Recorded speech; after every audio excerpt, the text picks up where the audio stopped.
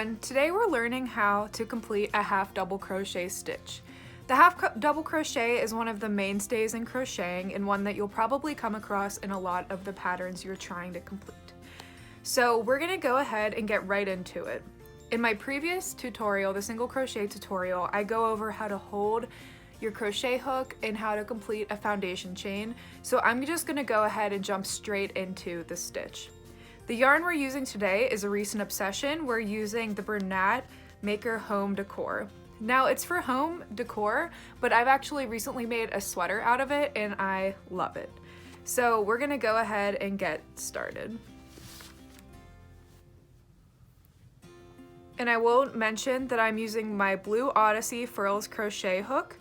This yarn calls for an 8mm crochet hook and that's what I'm sticking to. Okay. Now that we're zoomed in, let's go ahead and get started. We're starting with our working yarn. We're gonna go ahead and create a slip knot.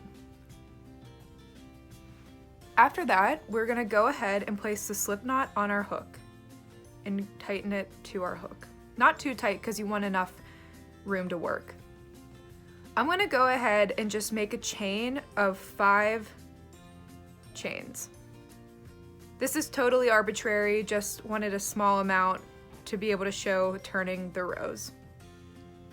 So now I have 5 chains in my foundation chain. There are different ways that you can start a half double crochet row. My preferred method is to chain an additional one, and this is your turning chain. So you want 5 half double crochets in your row, but you have 6. And you're not wrong, that's perfect. You're just going to skip this turning chain and work into the second chain from the hook. So now let's begin. You're going to, with the hook facing up, wrap your hook under the yarn to complete a yarn over. I'll show that to you again. You're going to wrap the yarn around your hook, and then you want to keep that on your hook as you insert it into your first chain. Now you will yarn over again, and with the hook facing down, because you want it to catch onto the yarn, you're going to pull it back through that stitch. Now you'll have 3 loops on your hook. And to complete the half double crochet, you're going to yarn over again, turn your hook down as to catch the yarn, and pull it back through all 3 loops. So you have just created your first half double crochet.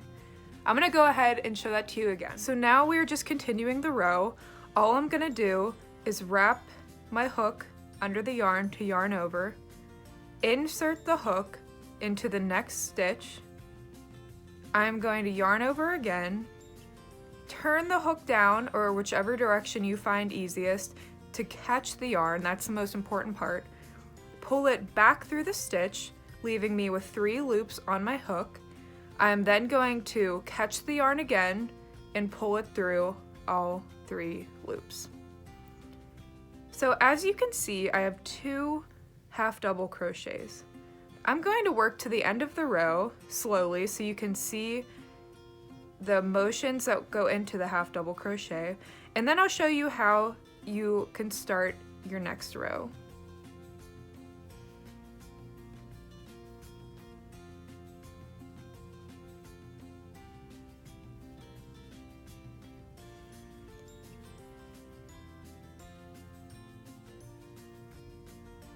All right, so I now have completed my first row.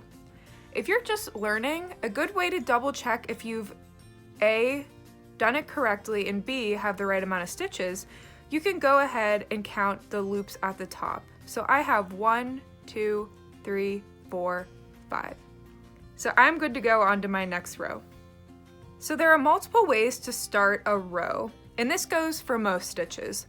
For half double crochet, you can either chain 1, like we did previously, turn your work and go right back into that first stitch, skipping the turning chain, or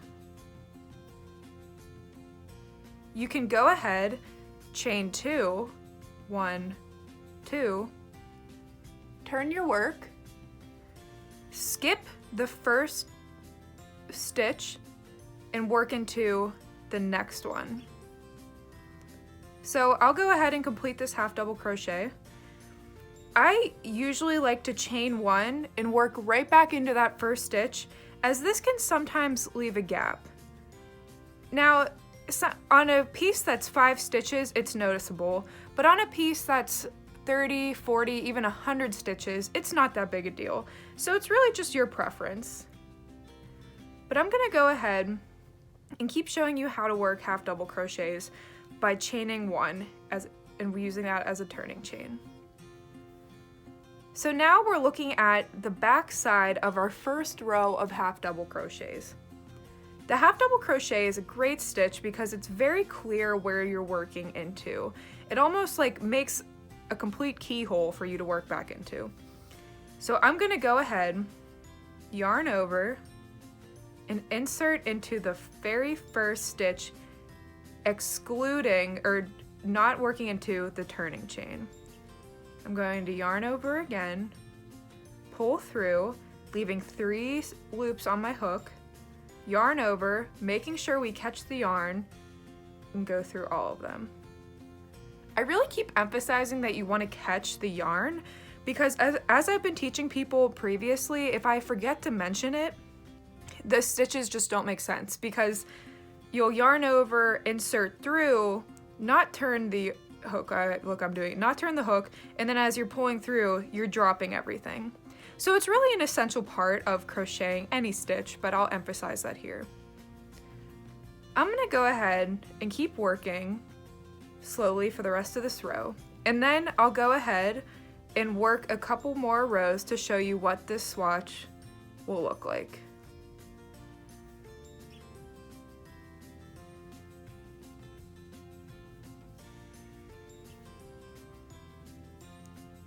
So I'll go ahead and meet you back here in a couple rows to show you how the half double crochet works up.